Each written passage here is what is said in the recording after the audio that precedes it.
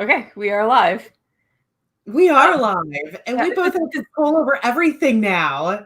This messes me all up. We're on like the wrong sides. Okay, wait. I'm Sandy. I'm Chloe. This is words. This is backwards. Yes, this is so backwards because you guys, we figured out a thing today. We're both logged in as the host. Oh my God, I can see how many people are watching now. So a little backstory here. We use StreamYard, which you can no longer tell because Sandy paid for StreamYard. She wanted to make videos on StreamYard, so we now have a paid account. Thanks to Sandy. Thank you for paying for that because I can't do that sort of thing.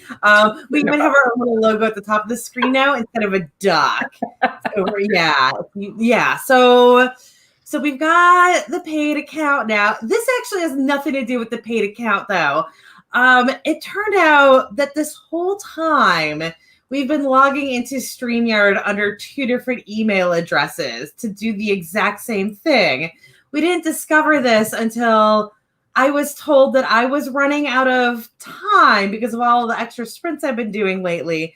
But Sandy was not told that. And we discovered that Sandy is under our WordStitch email, and I'm under like some random personal email of mine.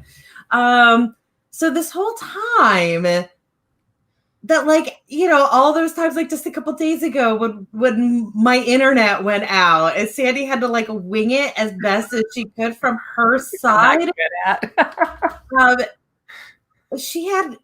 If we had done this right and we were both logged under the same thing, we would have both had control over all of the buttons.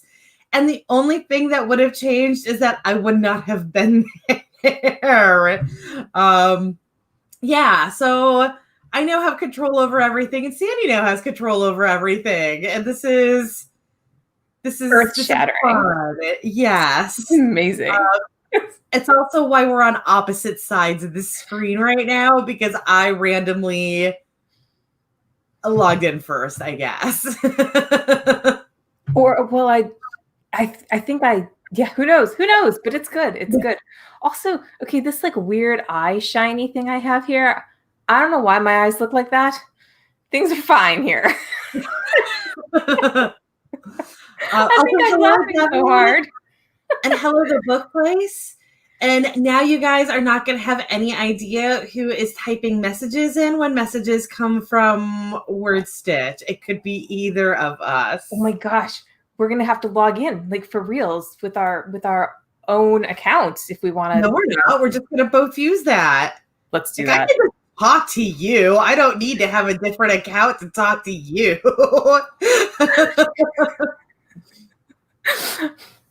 Wow, we're so easily pleased by things. Yeah.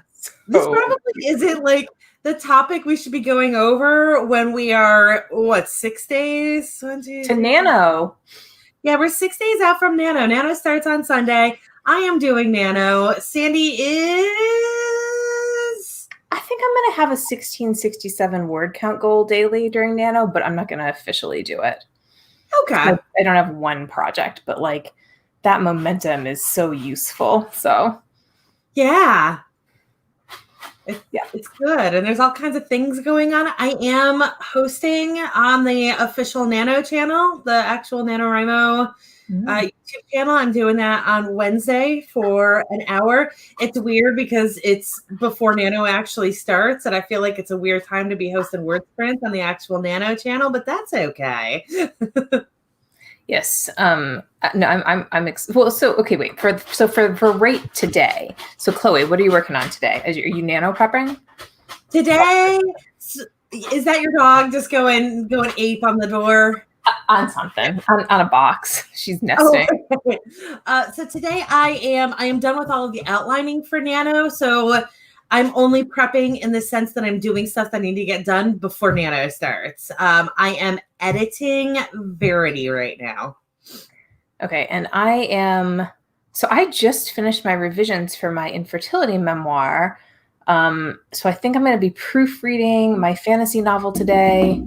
And during the first 10-minute sprint, I'm making potato salad because I worked so hard on the memoir earlier, I forgot to manage to do that. So I need a I'm 10-minute. potato salad now. Why would you say that? That's okay. That's What? okay. We're What? grocery shopping tomorrow, and I'll get stuff to make potato salad then. Are Ken you? doesn't Did like potato salad, so it's going to be a whole ass bowl of potato salad for myself. I love potato salad when done He right. might like I don't know if I've ever actually made potato salad for Ken. He's real picky about stuff like that. Mm. He likes my pasta salad, and he doesn't like pasta salad either. So maybe I don't know, but I'm gonna make some potato salad this week. You have inspired me. Anyways, we should do this thing that I have control over. I told you that you were gonna still do this stuff, but here I am. So we are going to sprint. This is our first sprint of the day. We're going to go for 10 minutes. It is 4:06 on the East Coast.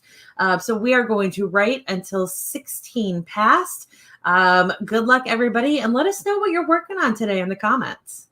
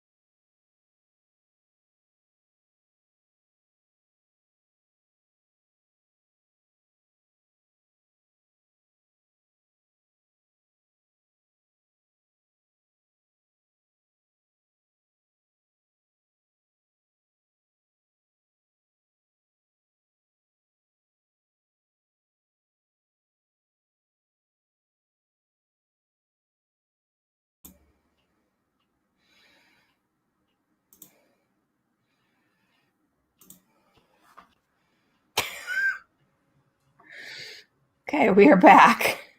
I am finishing a sentence. Hold on 1 second.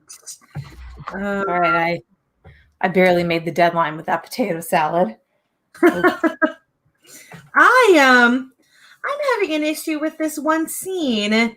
You can vouch for me that this is a really strange issue for me to have. I couldn't figure out whose perspective it was coming from at first. Like that is real weird for you. Yeah, like that is not something that looks really good because I edit it. That is something that I am naturally, I don't have any problems with. And it took me probably 500 words for me to realize that it was from the other character's perspective. And what was weird is that I knew that there was one scene that I switched from Verity's to Abe's perspective. But that's not, I don't know which one it was. And it's not this one because the whole time I was thinking it was Abe's perspective when it was actually Verity's. Oh no, that's really weird for you. Yeah. Yeah, I was able to just cut a couple stupid sentences out and fix it, but that was I'm not used to coming across that problem. Yeah, that's weird. That's Also, I might be sending this to you after this edit if you're down with that because yes, I'm reading a lot better than I thought it was, and I don't know if that's me or the story. I don't know if the story is actually that good or just for some reason I am not catching my errors. Because I thought the plot was really weak in the beginning, but it seems to be doing fine. So maybe it's good. Maybe it could be great, and that's why I'm going to send it to you. It could totally be fine, and miraculously, it worked in the beginning. It could be that I'm not recognizing where my problems are, though. So yeah, it's going to be an earlier beta for you than usual. I'm good with that. I'm dying to read Verity. So the big question is it going to massively distract me from everything? And we'll see. 70,000 words. Wait, how many words is it? 70,000. It's not like a big porker of a book. Yeah, you underestimate. It's very interesting. So I keep thinking nonfiction is sort of a cop-out for me. I'm doing this kind of easy thing. And then I think about what I actually read.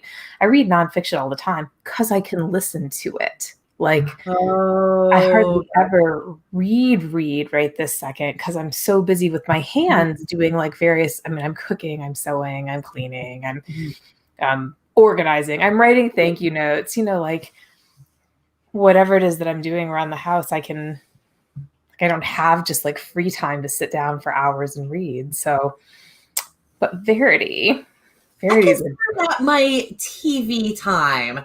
I hardly ever watch TV. We watch TV when we eat. We watch a single episode of whatever we're on when we have dinner, and that is all the TV I do. So if I read a book for 2 hours at night, I'm this is the time that growing up, I remember my mother and father would spend 2 to 3 hours every single night watching TV. So I don't think I've had time. Yeah, I don't think I've had 2 to 3 hours to watch TV for a long time. If I'm doing it, it's because I'm specifically trying to spend time with Malcolm. If it's we're watching a motorcycle show. I most recently did it with I finally caught up to Lucifer or with Lucifer. I will make exceptions for things but you know what? Okay, so a lot of times if I'm doing that, it's because I have insomnia or something. So if I happen to be watching that, yeah, Lucifer is my I had to watch something because it was 3 a.m. and I just couldn't sleep. The Good Place. I'm watching the final season of The Good Place right now. We just finished that as well. Yeah, that's at 2 a.m. Sporadic kind of, or maybe if I'm eating lunch and I have no mental energy left, I'll turn something on, but like I got ready this morning listening to Ali Wong's Dear Girls. I do all my reading while I'm busy. How do you guys read? Do you have to? This is a problem. Like honestly, it really is. When you're a writer, you need to be reading what you write. So like weirdly for me, nonfiction, like I'm always reading what I write. I know the genre, but maybe that's. I mean, it makes things like romance a lot harder, right? Because you need to be able to get lost in a romance book, like on a couch with like a cup of tea or hot Yeah, chocolate. I feel like romance is definitely. We've talked about this in other aspects of romance as well, but like romance isn't something that you share. So you don't listen to it either. Like I could see, I would never do it. I think it would be weird, but I could see sitting down and listening to like a suspense with somebody else or something like that. Again, I would never do it, but like I could see a scenario like that, or like me sitting out there in the living room listening to suspense or nonfiction or whatever while Ken's in the kitchen cooking dinner. Like I could see those scenarios. Those are certainly not happening with romance. And I guess you could do headphones, but that's weird too. Yeah, right. Like, because so I can be listening to a people's history of the United States, and Malcolm walks in, and I'm not like embarrassed by it, right? But I can't be listening to Verity ever. Yeah. Yeah, that's a stock word. For many even like reasons, not just the romance, but also like I feel like paranormal romance is uniquely misunderstood by people outside of the romance genre. Like it's one indeed. thing to be like, I'm writing a romance between a baker and a biker. People are like, okay, well, romance, but all right. But if you're like, I'm writing a romance between a baker and A cow shifter. a cow shifter, there we go. Then look, it's a whole other version of crazy. All right. So we barely talked about anything we've gotten done. It's almost time for the next like thing, and we should. We're gonna do our next sprint, and then we're gonna actually talk about important things. I'm sorry, this was my fault. I waylaid with like, here's the stuff that's going on in my life, and yeah. So, anyways, it is about 25 after. This is our 25-minute sprint, so we're gonna be rating until 10 of.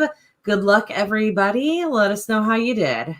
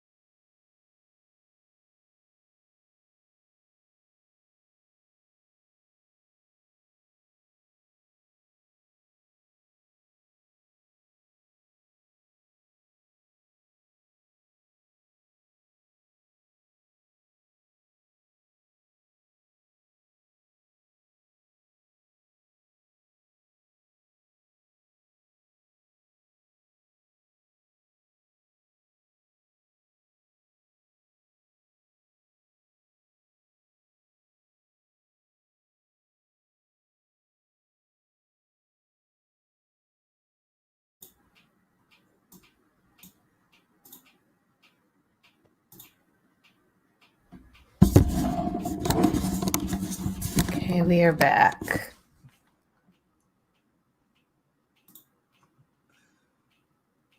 Yes. Sorry, I just got lost in my screens. I've got too many windows open. And I do have a messed up sentence there. So I'm going to finish this sentence. I understand.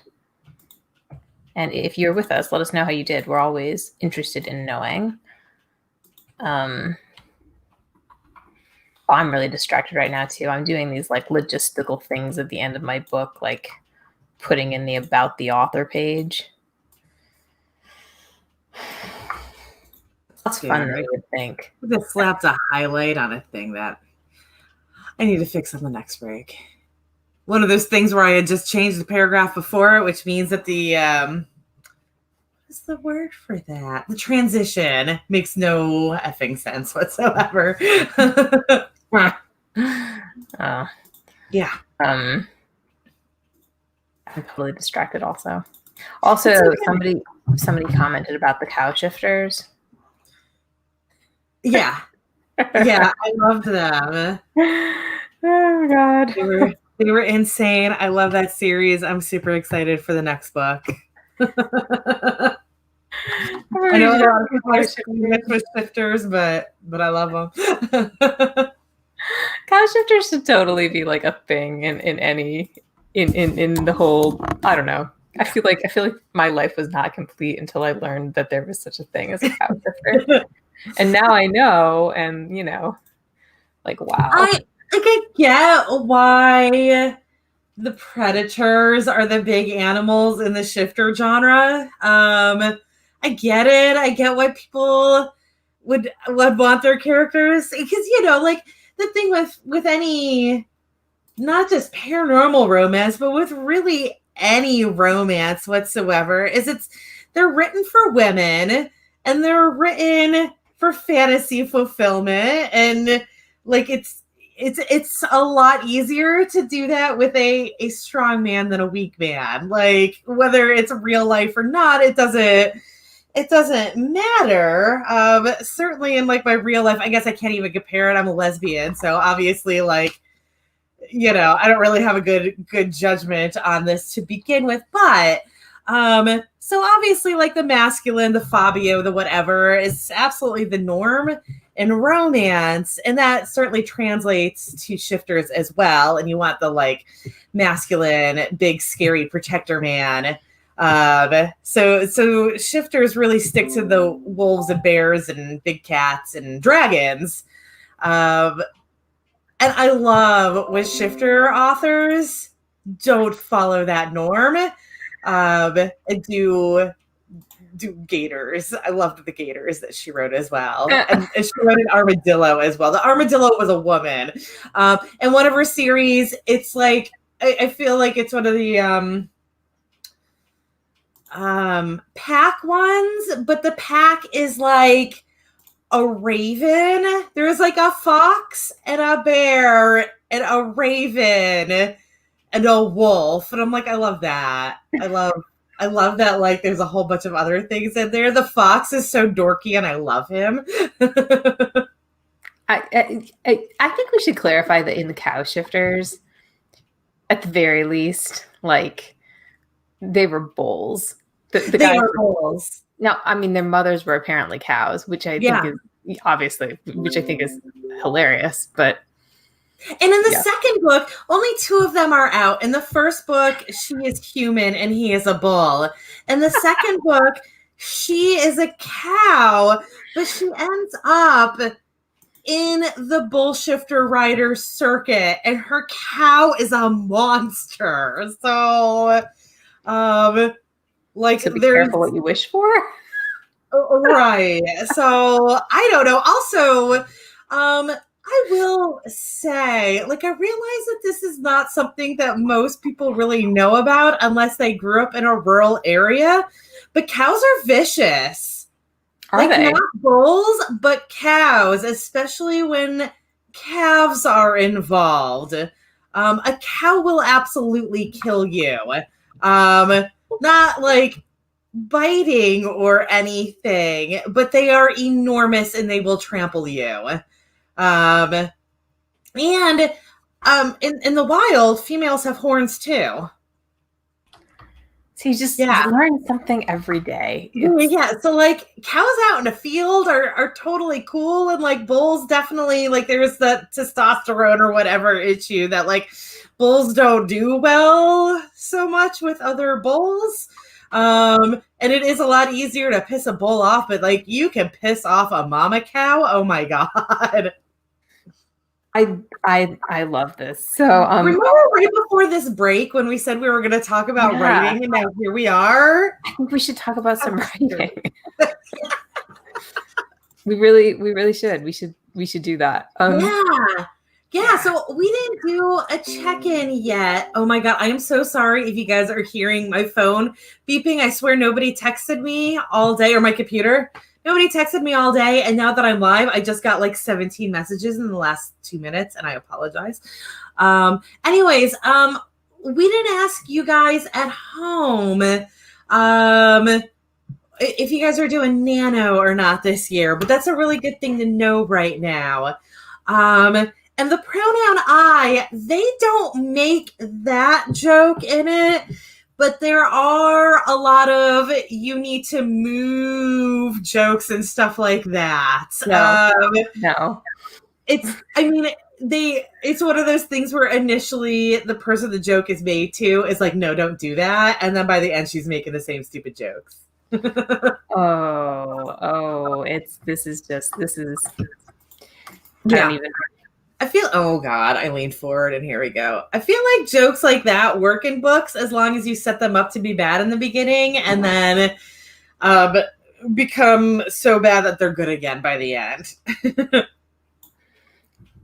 I honestly cannot imagine writing a book about cow shifters, but I love the idea. Okay, but seriously, let's talk about like real stuff here. So like I feel like we should talk nano prep because I think it's that time of year. So and I'm not doing any traditional nano prep myself. So I've been thinking about what nano prep I even have, and it's all stuff like picking a project, like it's not there's nothing more exciting than that. What are you doing, Chloe? You probably have way more exciting stuff. Not really. Nano prep has always eluded me because I am not a plotter. At this point, I have gone from pantser to pre-writer. But I feel like when people talk about being plotters, I'm sorry, I'm laughing at Devin's stupid joke. This is what I'm laughing at, and y'all have to suffer with me. We're milking the cow thing. We are so milking the cow thing. Yes. But anyway, so I don't consider myself a plotter in the sense that most people who say they're plotters, I feel like most people who say they're plotters have like story Bibles and stuff like that. I am a pre-writer, so I basically just like outline the story and then I write the story. So to that end, I did that. But that wasn't the only reason that was any sort of huge task is because I had to outline 6 books because I had to outline an entire series. If I had just been outlining 50,000 words worth of story, it would have been done in a day. It would have been done in 2 days. So the prep thing doesn't really work for me. Now, I will say for me that part of my prep is like I always give the kitchen a big scrub down beforehand. Oh, really? Yeah. I love Ken, but unfortunately he's a mechanic, so he has really greasy hands. So there are Ken prints everywhere. You can see it like the door frame that he like puts his hands on and stuff like that. So like everything every few months needs a big scrub down because it's all white. And like all of everything like around the knobs and stuff gets real gross from grease. So I will do that big scrub. So it's not something that I'm thinking about in November when I'm cooking or whatever. I'll do some cooking. But I kind of do cooking all year. Like obviously I cook all year, but I also am a canner. So I kind of am like prepping all the time. Yeah, so I don't do a whole lot of prep either, and I had to like make points for prepping for my show on Wednesday, but I figured it out. That's interesting that you actually include things like cooking or like cleaning in your nano prep. Because most of the time when people talk about nano prep, it's like character sheets and Yeah. outline and this Yeah, and kind of again, thing. I don't do that stuff. So Yeah. If you know, so if I'm planning for when I'm planning for a project, I'll do like I I don't do a massive amount of outlining. I do like beat sheets. I do those in Scrivener. I'll do a character like story arc kind of thing. Like I feel like character sheets are how can I put this? Overvalued by the writing yeah. community. Like we spend so much time telling not like young writers that oh like you're you know when you're trying to get to know your character you should write out this like 20-page bio with their favorite everythings and what their room would look like and like a pivotal moment in their childhood. I've always felt like that's like, wow, that's a lot of time. Yeah. I How feel do you get like your books that is a published that way? more I feel like that's a more useful thing to do as you are writing the story or as you are editing it. If you are going to be writing a series, like after you've already found, like when you're writing the story and you hit a scene and you need to know the character's motivation to do this and you figure it out and then you make a note of that, whether you make a note of it then or you do it in the edits so that like if you continue to write this character, you remember that that was something like that works for me. Or like if there is that reference to what their favorite ice cream is, like go ahead and write that down just in case there's another ice cream moment 3 books later. Right. But yeah, pre-writing character sheets rarely has any value for me at all. No, Also, it is oh, go ahead. time. It's time already? Wow. We Yeah. really did milk the cow thing. We did. We did. Sorry, But the everybody. important thing is that our next break, we're going to write or we're going to talk for 15 minutes instead of our usual 10, which was actually 13 this time, and that's okay. Um, so we're going to talk a little bit longer next time and hopefully actually have some more useful stuff, like how much we hate character sheets, but maybe other things that are more useful. So we are ready for 30 minutes. It is 2 after, so we are going to be writing until 32 past. Good luck, everybody.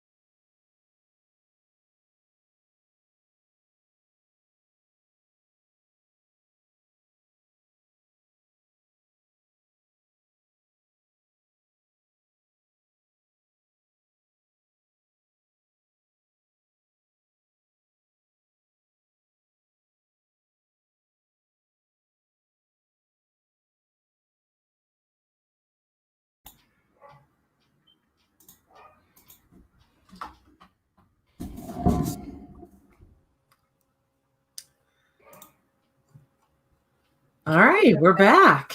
Yeah.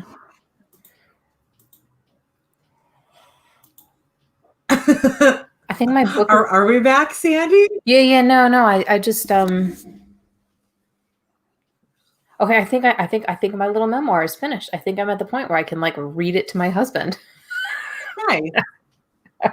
Yeah, I'm Do you really have to proud read of it to that. him? He won't read it himself? What? Do you have to read it to him? He won't read it himself? Oh no. Because that could be time when you're reading something else. Yeah, no, I mean, I need to read this anyway for the sake of like reading it out loud will be a really good proofreading method. I mean, it's actually one of my most like effective proofreading tactics, right? If I read it to him out loud, then I will be forced to think through every single word.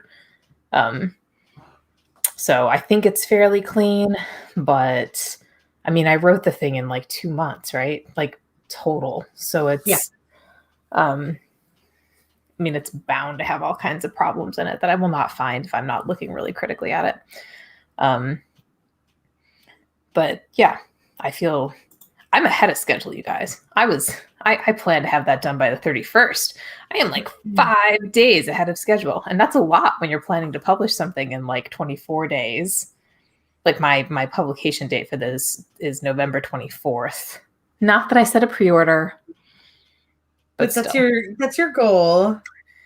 Yeah, that's my goal. I was just told I'm going to be doing a Facebook takeover on, I believe, December 17th. So I'm like, all right, I guess I know when I'm releasing Verity then. We all have our own ways of setting our deadline dates. Well, I mean, it's like Nikki had asked how the baby is doing. The baby's doing fine. We're still anticipating a C-section on like December 1st. But so that basically means that like if I want to do the infertility memoir, I need to publish that like pre-baby, you know? Yeah. Pre-baby if I don't get it out before then. So not that it matters that much. It's still relevant, but still. It's a personal goal. Well, also you don't want to be dealing with that while dealing with new baby. I mean, since we're going to be, I mean, there will be a lot of nurses helping me deal with the new baby. Probably the best way to put it. Anyways, let's talk about actual writing stuff and not just weird personal things. Hopefully, if you're with us, you're getting some stuff done. So, also, and yeah, thank you. Melanie, I'm sorry that you're struggling with editing for someone else. That's why I don't do it professionally. I don't think I can handle, like, Sandy and I work really well together because of what we're giving each other, but I don't think I could put myself out for hire editing because I wouldn't have any control over. I know there's some control, but I wouldn't have enough control over what I was getting, I think. Like, I agree. Yeah, like I am notorious for being like, I'm not going to beta read this because you need to fix all of this crap in it, and it's driving me nuts. And like I know you can do that to an extent with editing, but it's a little different when it's income. But yeah, so prepping for Nano. We discussed in the last break that neither of us do it, and we both hate character sheets. I do use a character thing. It's not a character sheet. It's like a character story arc thing. Like I usually feel like it's really important at the beginning to be able to, this is why it's not a character sheet. I like to write out like a sentence that goes, in this book, this character is a blank. And he faces this challenge. He has this goal. It will be hard to overcome because of this. And like that's part of the writing the blurb before you write the book strategy, right? That whole thing. Yeah, it's very similar to that. Like I also do that. I'll write the blurb for the book. So I feel like I should know things like what's the character's name? What's their big goal? Yes. What's keeping them from preventing the goal? Like, and then for the book generally, right? Like in this book, a blank wants blank, but can't get it because of blank. And then because I feel like a lot of writers really don't do that. Like that there's like this sort of massive focus on outlining, and nobody ever drills down to like just bare bones and goes, well, like, what's the big problem? I never do what that. What are we getting at here? Yeah, but in fairness, you write romance, right? So like your plot lines are always, in this book, X hot, hopefully not cow shifter, is attracted to a boar shifter. X. This boar shifter is attracted with a deer shifter. It's my favorite story, and nobody reads it. This deer shifter, but blank keeps them apart. Then blank brings them together. You know what I mean? Like romance. He's a jewel thief and he's a bounty hunter, so she's kind of for his bounty. Oh no, I think this is very interesting too. So what Melanie writes here, it comes up with the titles and the story. I think this is similar to like the blurb trick, right? Like, yeah, I'm not good at titles, so I don't title my stuff in advance necessarily. But like, same thing, like I really do feel like if you can't tell me what your book is about in like 2 sentences, then you probably don't. Your outline, like your whole outline, is pointless. Remember when I pitched Clara to you? Okay, yes, but in fairness, the idea wasn't out there. Okay, like nobody's like, hey, I think I'm gonna write this Christmas story about this demon who really likes lemon bars and this girl who bakes lemon bars. What do you think? Like, now, I was real wrong. So like for the listeners, on Facebook and places like that, I'm sure it happens on Twitter too, but I'm not on Twitter that much, where like you'll get those questions like, describe your favorite movie badly. That's kind of my default on describing anything, and I don't mean to be that way, but when you pitch something as a human who sees ghosts and an angel who's sent to kill her for seeing ghosts and a demon who saves her because he wants her lemon bars because she makes the best lemon bars in the world, according to one Yelp reviewer, I believe is exactly how I pitched it to Sandy. I'm really bad at describing things. No. Okay, so here's what I think threw me off with it. When you tell me Clara and ghosts, I'm thinking like Nutcracker or something. Like, right? And I hated the Nutcracker. So like, I don't want to read a book about the Nutcracker. Like that sounds like hell. But if you started off with, there's a demon who likes lemon bars. Right. And back to Melanie's point about coming up with the title first, that was the other thing, is that I came up with the title immediately. And the whole reason that her name is Clara is because the book's title is A Christmas Demon for Clara. And then the sequels are an Easter demon for Eloise and a Halloween angel for Hazel and a Valentine demon for Verity. Like, the titles were immediate. They had names before they had any sort of plots whatsoever. Also, I think I scared you with the fact that that she's a virgin, but like it made sense in the story. I swear, like it is not one of those like blessing virgin stories. I hate those stories. I'm really bad again about using tropes that I hate and that should be destroyed. Yeah, and again, we messed up our thing about how to prepare for Nano. No, I think this is relevant. I think this is like, okay, so here, Just Jay is with you here. She says that her husband, or he or she says their husband yells at me because they come up with an idea and then spend weeks with the title before writing it, which is kind of like what you do with your ghost stories, ghost demon lemon bar stories, candy for demons lemon bar stories. Yeah, candy for demons. Yeah, but I mean, I don't know. I don't know if that's. I think sometimes you have to like sit with your stuff, like so Just Jay, as long as you do eventually start writing, I feel like a few weeks is not that bad. Like, I kind of feel like to that end, if you're spending a couple weeks coming up with a title, you're also spending a couple weeks developing your plot. And that is, I'm sorry, my camera's acting up today. That is a huge thing for me. Like that was one of my biggest stresses when I quit my job, was that I was used to using work time as time to develop my plot. And to figure out all of those things when I'm not actually trying to write words, when I'm not able to write words. So if you kind of set yourself up as to say that, like, you're not going to start writing until you come up with a strong enough title, and during that time, you're also coming up with your plot and figuring out all those fun little details, those like, things where you can't figure out how two things come together. And then you're like, oh my God, his dad was God or whatever it is. You have those eureka moments. And if you're setting yourself up like as that is your cutoff, when you come up with a good title, I support that. yeah. I feel like as long as you have a cutoff that is concrete and coming up with a good title, I consider to be concrete, I think you're on the right track.